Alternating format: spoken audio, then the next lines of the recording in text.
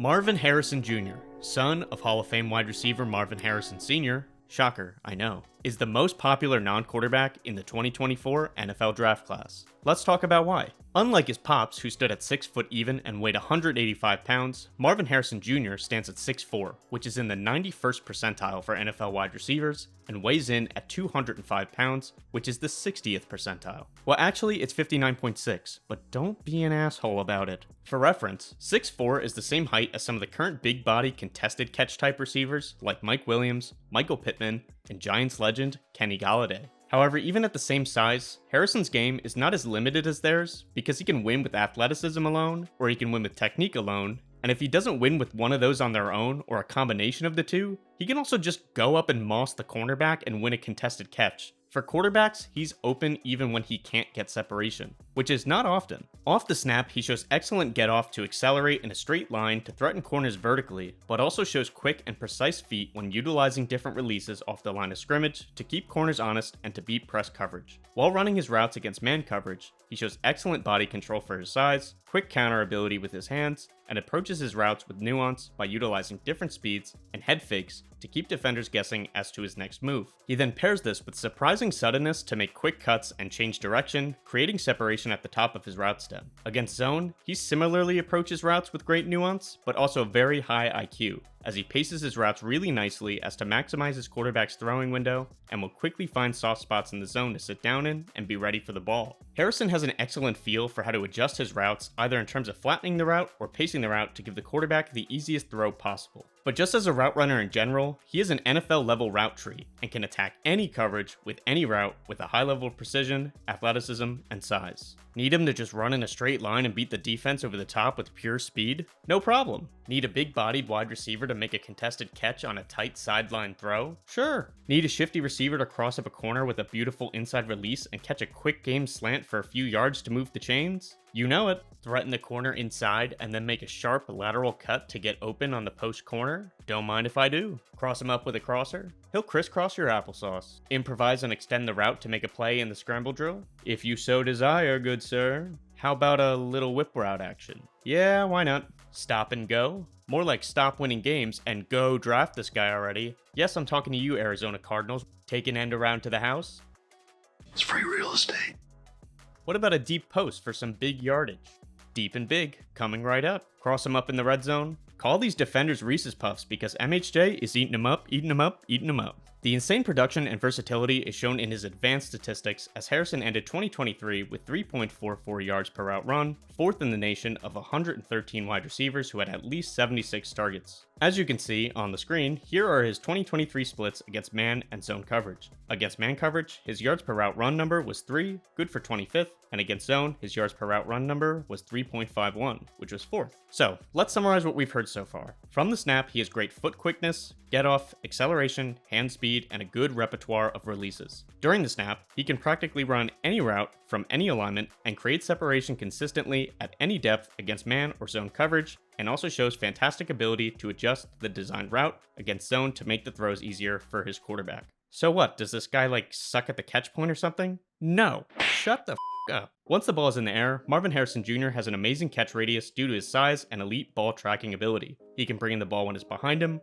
far in front of him, or even if he needs to dive and reach away from his body. He has strong hands to bring in those catches without using his body, and also uses that same hand strength to bring in contested catches through contact. But, as mentioned, his ball tracking ability is elite. He's never too late to get his head around to the quarterback, and he's very quick to find the ball in the air and to adjust his body to put himself in the best position to make the catch with well-timed dives, jumps, or just by slowing down his route to continue to catch the ball in stride. He's an absolute menace on the sideline and has excellent body control to keep his feet in bounds after tough catches. His ability to catch the ball in tight spaces, over defenders, or even through defenders means he's always an option, even on the rare occasion that he can't separate. Okay, so what's the catch then? He's gotta be bad at something. Sure, but his weaknesses fall into 2 buckets. The first bucket is small nitpicks that I have about his game that he can improve upon at the NFL level. And the second bucket are inherent weaknesses to his game because of the prototype of receiver he is, and these things will probably never change. In terms of category 1 of weaknesses, Marvin Harrison Jr. can be inconsistent as a route runner versus contact. For someone so big, he occasionally struggles with physical corners. Part of the reason is because he runs very straight up, which allows cornerbacks to get into his chest at times, and it can disrupt his route timing and ability to separate. The other reason is that he's skinnier than most receivers of his size. It's not always the case that he struggles against contact, but I've seen it happen a bit more than I like for someone of his size. Second is concentration drops. I wouldn't say he has bad hands at all, because we've already seen he can make some unbelievable catches, even through contact. I've just seen times where he struggles bringing in the ball because he starts thinking too far ahead sometimes, and he'll start going upfield before securing the ball. In 2022, he only had 3 drops on the year, but that number jumped to 6 in 2023,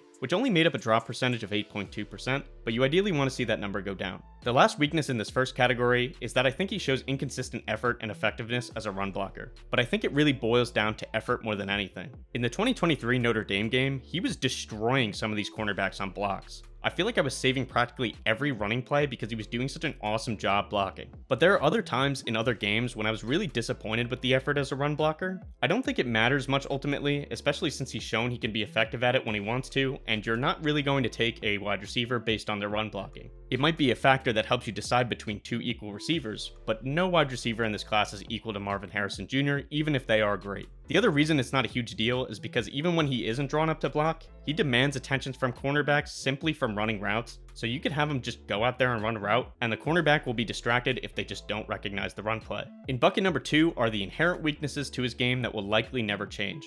The first one is his stopping speed, which I think is not bad for someone of his size, and actually could be good for someone of his size, but it can at times hinder his ability to break down and start working back to the quarterback when running comebacks, curls, and hitches because he needs a few extra steps to stop his momentum. This is very normal for guys of his size, so there really isn't that much he can do about it, and it doesn't even always show up. There's just sometimes where he has a couple extra steps or some wasted movement on routes. Next is that his great athleticism is relative to his size. What I mean by this is that even though he's shifty for his size makes it so that his lateral cuts won't always be sharp enough to create separation. In that same vein, his acceleration is great relative to his size, but he's not an instant 1 to 100 speed type guy, and sometimes takes a few extra steps to get to top speed, which is again a very good top speed for his size, but if he's winning vertically, he's only winning by a few steps and not utterly burning cornerbacks deep like you'd like to see with a smaller, quicker receiver like a Jalen Hyatt, who will just run past the defense and leave them in the dust. Harrison's speed allows him to win over the top, but he doesn't quite have the top tier speed to get more than a few steps past the corner, which makes for a tighter passing window and allows cornerbacks the ability to recover and make a play on the ball. The last thing is he's not much of a threat after the catch. Now don't get me wrong, if you slack off or if he already has a lot of separation when he gets the ball, he'll definitely add some yards after catch, but he's not really shifty enough in space to create yards for himself after the catch, especially in the NFL where the baseline of athleticism is far higher than it is in college. Even in college, he ended 2023 with 5 missed tackles forced after the catch, which was 97th of 113 qualifiers, so this just shows he's not really a creator after the catch and won't get much more than the expected yards after, but he can make it work when he already has enough separation and enough space to carry his momentum and get past guys, if you get what I'm saying.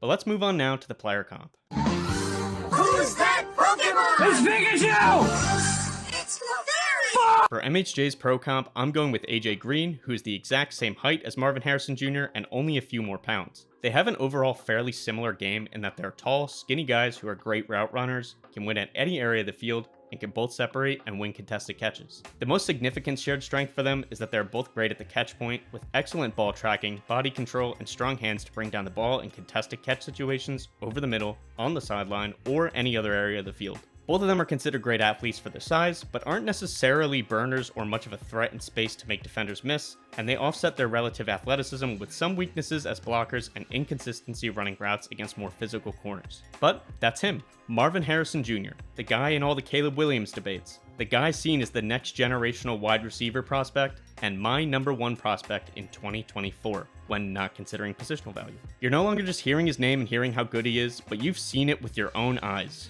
with me narrating. Well, what do you think? Do you agree with my ranking of him? Do you think I missed something? Did you find this video taught you anything, or helped you formulate an opinion, whether it's the same or different from my own? I'd love to hear below. If you enjoyed, I'd greatly appreciate a like and subscribe to help grow the channel, and I'd love to talk ball with you in the comments below. Feel free to check out the scouting reports on Caleb Williams and Drake Maye, and let me know who else you'd like to see a scouting report of. Otherwise, that's about it. Later.